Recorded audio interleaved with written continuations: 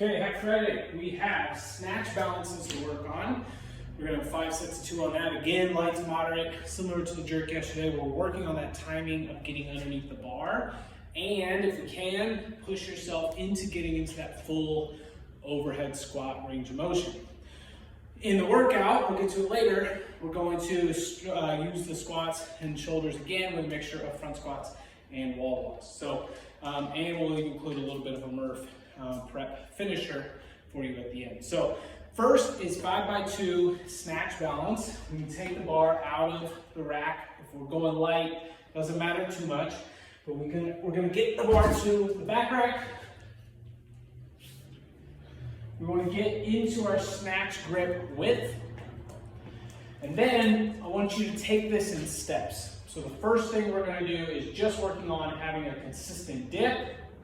And then as you push up, keeping that bar vertical and getting into a spot where you hit your power squat or power snatch position and lock out at the same time. So if we can get where those are happening at the same time and you're balanced, dip, and we're there, and we can finish the rep. Then we can start working on making that go lower. So that'll be your next step of a dip, and still hitting that position all at the same time. What we don't want is we hit the position, and then we start to ride down, or we don't lift the bar and extend the hips at all, and we just go underneath it. Okay, so we want to see that rise of the bar, extension of the joints, and then getting underneath the bar. If you get where you can go lower, go even lower. And if you feel really good, you can go all the way into that squat. Hopefully all in one motion. There. Okay, so that's what you will work on with your snatch balance for the strength. For the workout, 10 front squats. So you'll have that bar, working on that position and staying upright.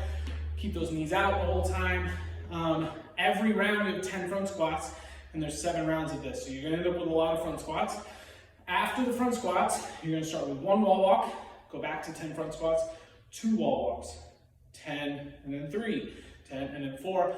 And the last round will be 10 front squats and 7 wall walks. I wanna talk about one thing real quick on the wall walks.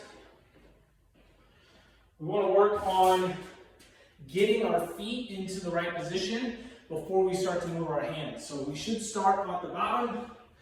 As we go up into our push-up, we'll see a foot go up. And we want to think about almost maintaining that hollow position with the back and not sagging the back in this position. It can put a lot of stress on our low back. So almost a hollow, but both feet need to be on the wall before we start to move our hands. Okay, what can happen often here, same thing when we come back down, get your arms back to your starting position, your hands, before you bring your feet down. This bottom position here, sometimes we'll have where we step up, one foot goes to the wall, and we start moving hands and feet together.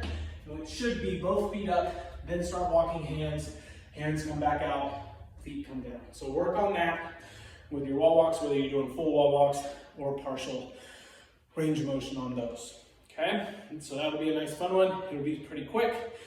Then, if there's time, 8-minute EMOM finisher. First 30 seconds of the minute, minute 1, you're gonna do 30 seconds of pull-ups. This is a great little Murph prep. See where you're at on your kipping pull-ups. It's only 30 seconds worth.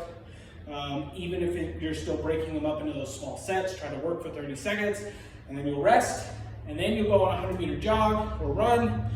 Come back in, whatever time is left in that minute, you can rest until you start the pull-ups again, so you have to do 4 total rounds of that. So a lot to get through on Friday, some good skill work with the snatch balance, nice little workout shoulder-wise, front squats and wall walks, and then again, preparing for Murph coming up.